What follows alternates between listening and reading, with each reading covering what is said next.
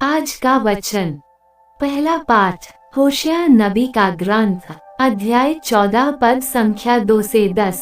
इस्राएल, अपने प्रभु ईश्वर के पास लौट आओ, क्योंकि तुम अपने पापों के कारण गिर गए हो। प्रार्थना का चढ़ावा लेकर प्रभु के पास आओ और उससे कहो, हमारा अपराध मिटा दे और हमारा सद्भाव ग्रहण कर। हम तुझे बलि पशुओं के स्थान पर ये निवेदन चढ़ाते हैं। असुर हमें बचाने में असमर्थ हैं। हम फिर कभी अपने घोड़ों पर भरोसा नहीं रखेंगे और अपने हाथों की बनाई हुई मूर्ति से नहीं कहेंगे, तू हमारा ईश्वर है। प्रभु, तू ही अनाथ पर दया करता है। मैं उनके विश्वासघात का घाव भर दूंगा। मैं सारे हृदय से उनको प्यार करूंगा, क्योंकि मेरा क्रोध उन पर से दूर हो गया है। मैं इस्राएल के लिए उसके सदृश बन जाऊंगा। वह सोसन की तरह खिलेगा और लेबानोन के बालूत की तरह जड़ें जमाएगा। उसकी टहनियां फैलेगी, उसकी शोभा जैतून के सदृश होगी और उसकी सुगंध लेबानोन के सदृश। इज़राइली फिर मेरी छत्र छाया में निवास करेंगे और बहुत सा अनाज उगाएंगे। वे दाखबारी की तरह फलेंगे फूलेंगे और लेबानोन की अंगूरी की तरह प्रसिद्ध हो जाएंगे। अब एनीम को देव मूर्तियों से क्या, मैं ही उसकी सुनता और उसकी सुध लेता हूँ। मैं सदाबहार सनोबर के सदृश हूँ, मुझसे ही उसे फल मिलते हैं। जो समझदार है वह इन बातों पर विचार करे। जो बुद्धिमान है वह इन्हें अच्छी तरह जान ले। प्रभु के मार्ग सीधे हैं, धर्मी उन पर चलते हैं, किंतु पापी उन पर ठोकर खाकर गिर जाते हैं। यह प्रभु की वाणी है।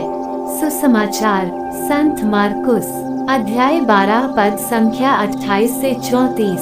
तब एक शास्त्री ईसा के पास आया।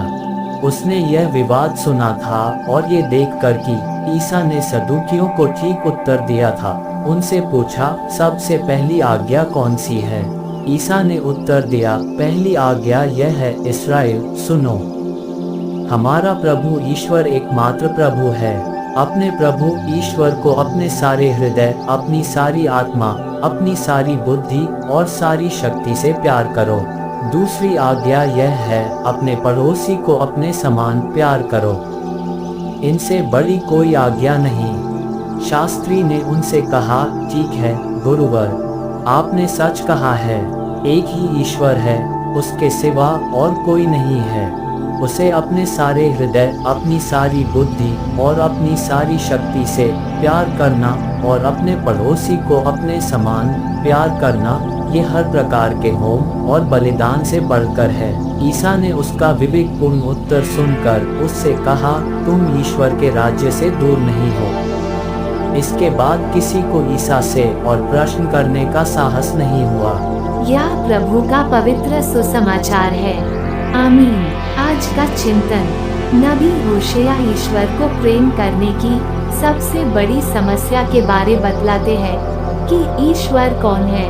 पुराने व्यवस्थान में इस्राएलियों के लिए ईश्वर एक ऐसा शख्स था जो हर दम उनके साथ रहता था और उसने लोगों को गुलामी और शत्रुओं से बचाया था।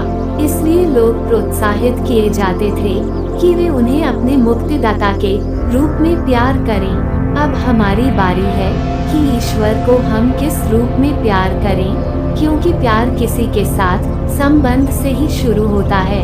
आज हम मनन करें कि हमारा ईश्वर व्यक्तिगत रूप से मेरे लिए कौन है।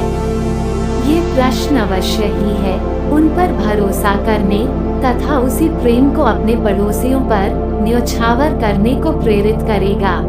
आमीन।